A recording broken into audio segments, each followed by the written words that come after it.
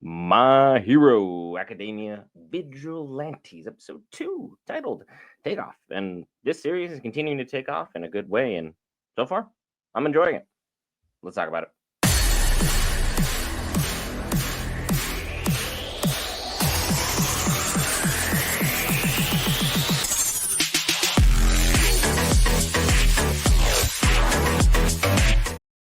All right, guys, Brent here, back for Geek Variants, cover all things Marvel, DC, Lord of the Rings, anime, gaming, Star Wars, and more. This time, anime, My Hero Academia, episode 2. It's been an enjoyable series thus far. Seems like it's going to be fun for most of the family. It does have some adult elements. I'd probably keep it away from anyone under the age of 10. But at the same time, this series is hitting on both its humor, it's hitting in terms of its style. And honestly, I think the opening is kind of a banger. Let me know your thoughts in the comments below. Could just be me with a little new bias pertaining to this one. But at the same time, this series is really expanding upon what My Hero Academia is obviously laid the groundwork for. They've been around for 7 seasons, and we've covered most of them here on the channel. So if you guys want to go watch those, they're there in our backlog. But at the same time, with those episodes and with those seasons already established, you felt like you were touching the bare minimum of what is a really, really complex and intriguing idea for a universe. Having all these heroes and having them all highly paid and highly trained and going to academies and universities and blah blah blah, you can kind of see how you could have a set structure established for your universe and have everything just kind of build slowly upon that.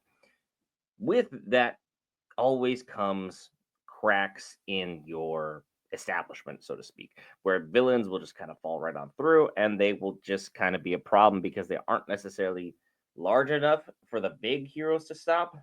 But also, there's still enough of a nuisance that the average person with a more mundane or just flat out quirkless individual couldn't necessarily stop.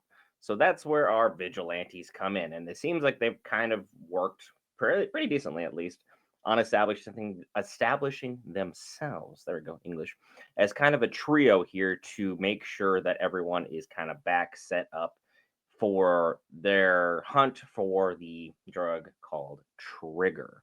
But to kind of break down this episode and explain why I kind of enjoyed it, let's talk about first Aizawa. Aizawa was easily the shining hero throughout this episode, and this goes to show that why he was picked to be a professor at My Hero Academia, why he is the one there. Eraserhead is someone who thinks very literally and very well ahead. He has great battle acumen, and he definitely understands how to use his environment to his best of his abilities. And his quirk, especially up against a drug like Trigger, which is just your innate ability amplified. So if your quirk is amplified, it doesn't matter how big you make that quirk be. If it is erased temporarily, you're just an average, ordinary citizen who can be arrested, detained, and guess who's got the raps for that?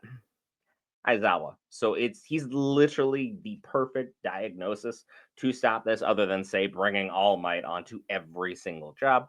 Not that I think he wouldn't do it, but at the same time, he's got much bigger issues in the current timeline to deal with than kind of focusing on the drug called Trigger.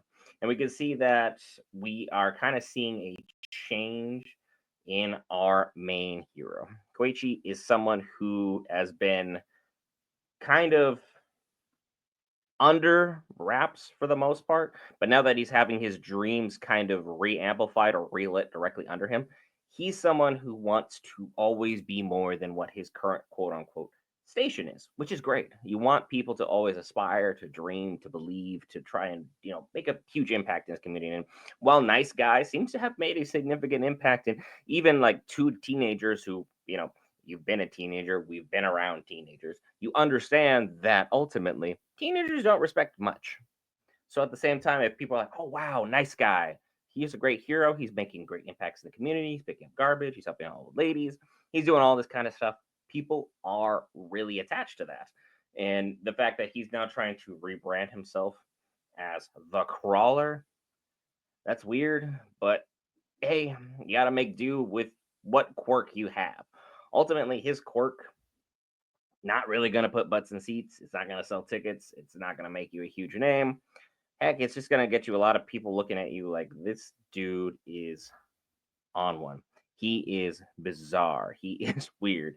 But the fact that he's also hanging out with our hero, Knuckles, and also being able to kind of hang out with Pop Girl is at least helping his image because Pop Girl has a huge fan base. While she is a terrible, terrible vigilante, because literally we've seen her in 2 episodes. She has been captured 4 times.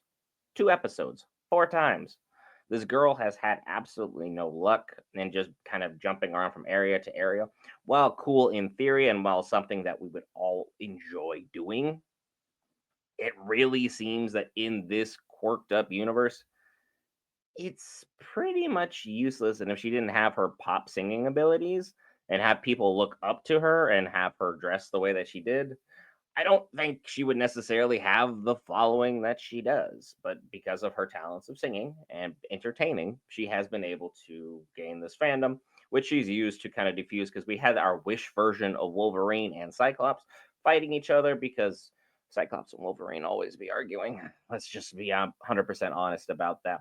And while they're arguing, a new villain kind of pops up again with the Black Tongue. The businessman, pretty much same thing. He injected himself with his little dolls and it amplified his quirk, which was playtime, and made him a giant 4-armed monster that was rather terrifying. But again, Aizawa came and saved the day.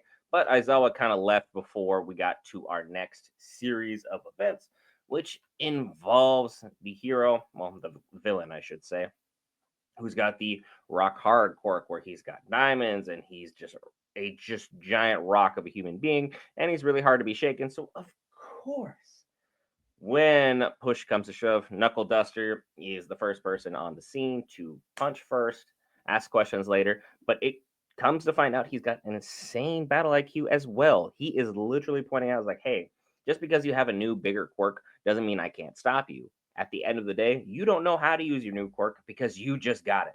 The fact that it's got amplified to this level means you're going to be weak in your core. You're going to have terrible balance. You're not going to be able to move ultimately the way in which you would want to, which is something that also is pointed out even in shows like DBZ. Just because you get a huge power up doesn't mean you necessarily know how to use it. It takes you some time and training in order to figure out what exactly it is you are capable of doing and capable of having happen.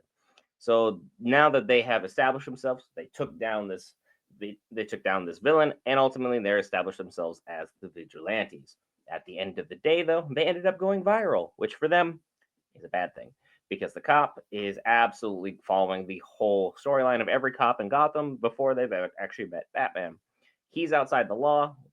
Our job is to enforce the law, even though you weren't there to enforce it when you needed to. So we're gonna go ahead and take out the guy who's actually stopping the crimes because in our mind, he's just as outside of the law as the guy next to him who he stopped. But, you know, that's something that we'll have to keep an eye on moving forward and seeing if the main cop or detective is able to have his head kind of shaped around because the cat detective was pretty on point. He's like, hey, he stopped someone. That's a good thing, right? Even though his boss has the exact opposite impression. But hey, when his upper management ever had the same ideals as those directly below them. But hey, what do I know? I'm Ref Geek Variants. Hey, you listen to me speak for about 8.5 minutes. Clearly, there's something in the content here you like. Be sure to hit that subscribe button or the like button if you already subscribed. And we will see you tomorrow for Daredevil's Season 1 finale. See you then.